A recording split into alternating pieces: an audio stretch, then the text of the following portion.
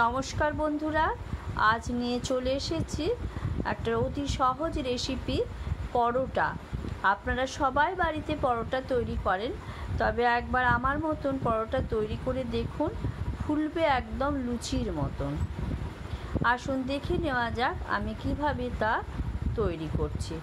রেসিপিটা দেখে যদি ভালো লাগে তাহলে অবশ্যই লাইক, শেয়ার আর সাবস্ক্রাইব করে দেবেন বন্ধুরা। আর যারা ফেসবুক পেজ থেকে দেখছেন তারা পেজটা লাইক করে পাশে থাকবেন।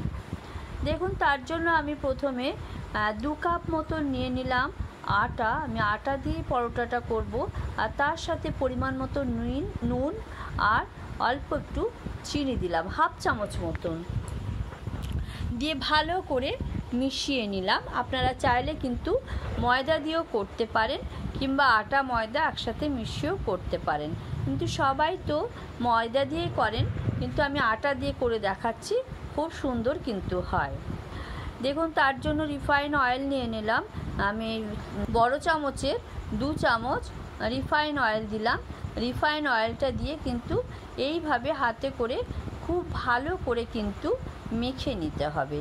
এতে করে কিন্তু আটাটা খুব সুন্দর মাখা যায়, আর পরোটাগুলো পুরো বলের মতন ফুলবে। দেখুন, এই সময় গরম জল দিয়ে আমি কিন্তু আটাটা মাখতে শুরু করে দিলাম। আটা শরীরের জন্য খুব ভালো, সেই জন্য আমি আটা দিয়ে করে দেখাচ্ছি। অনেকেই বলেন ময়দা দিয়ে করলে বেশি ভালো হয়, কিন্তু আটা দিয়ে করে দেখুন, কোনো অংশে কম হবে না, খেতে কিন্তু খুব ভালো হয়। আর আটা সব সময় শরীরের জন্য ভীষণই ভালো। দেখুন, মাখা আমার হয়ে গেছে। এই রকমভাবে মেখে নিয়ে তারপর কিছুক্ষণের জন্য কিন্তু এটা ঢাকা দিয়ে রেখে দিলাম। দেখুন, আধ ঘন্টা পর আমি এটা ভালো করে আবার একটু মেখে নিলাম। নিয়ে এর থেকে আমি দেখুন লেচি করে নিচ্ছি। পরোটা হবে সেই জন্য একটু বড় সাইজের নিতে হয়। দেখুন, এরকম সাইজের নেবেন, নিয়ে হাতে করে সুন্দর করে কিন্তু গোল করে দিতে হবে। গোল করার পর দেখুন 2 হাতে করে একটু চ্যাপটা করে দিলাম। দেখুন, এইভাবে করে নেবেন। এরপর আমি একটা চাকি বেলনা নিলাম, পরোটাটা বেলে নেব বলে। অল্প একটু আটা ওরকম মাখিয়ে নিয়ে তারপর দেখুন সুন্দর করে কিন্তু বেলে নিতে হবে। এইভাবে বেলে নেবেন। এরপর এর মধ্যে আমি 1 চামচ মতন রিফাইন অয়েল দিলাম। রিফাইন অয়েলটা দিয়ে ভালো করে আমি চারদিকে ছড়িয়ে দিলাম। দিয়ে দেখুন অল্প একটু ময়দা হালকা করে দিয়ে দিলাম। দেখুন, আটাটা দেওয়ার পর আমি এই আমুল দুধের 10 টাকার একটা প্যাকেট কিনে এনেছিলাম, সেটা থেকে 1/2 আমুল দুধ এতে দিয়ে দিলাম।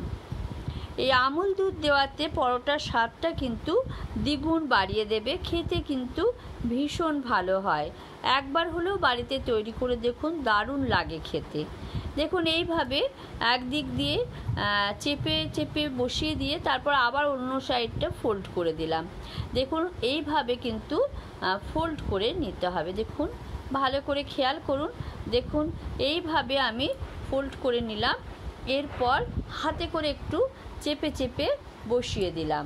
তারপর ওপর থেকে অল্প একটু আটা লাগিয়ে এটাকে ভালো করে বেলে নিতে হবে। দেখুন, আলতো করে বেলে নিতে হবে। এইভাবে পরোটা করে খেলে কিন্তু ভীষণ ভালো লাগে। দেখুন, সুন্দর করে কিন্তু বেলা হয়ে গেছে। এইভাবে 4 কোণো করে বেলে নেবেন, এতে করে পরোটাগুলো খুব সুন্দর কিন্তু বেলাও যায় আর ভাজা হয় খুব সুন্দর। দেখুন, তাওয়াটা গরম হয়ে যাওয়ার পর আমি পরোটাটা বেলে রেখেছিলাম সেটা দিয়ে দিলাম। 2 দিকটা ভালো করে শাঁকা হয়ে গেলে তখন আমি অল্প একটু দেখুন রিফাইন অয়েল ওপর থেকে দিয়ে দিচ্ছি। রিফাইন অয়েলটা দিয়ে তারপর দেখুন খুন্তিতে করে এইভাবে উল্টে দিতে হবে। দেখুন, ফুলে উঠছে, আর সেজন্য আমি চামচে করে এই খুন্তিতে করে ভালো করে চেপে চেপে বসিয়ে দিচ্ছি। দেখুন, নিয়ে সুন্দর করে ফ্রাই করে নিলাম। এইভাবে পরোটা করে দেখুন, খেতে কিন্তু খুব ভালো হয়। আটা বলে যে সেটা ভালো করে ফুলবে না বা খেতে ভালো লাগবে না, এরকমটা একেবারেই নয়। দেখুন, 2টো পরোটাই আমি কিন্তু ভেজে নিলাম। এইভাবে একে একে সবগুলো পরোটাই ভেজে নিয়েছি। দেখুন, আপনাদেরকে একটু কেটে দেখাচ্ছি কতটা সফট হয়েছে।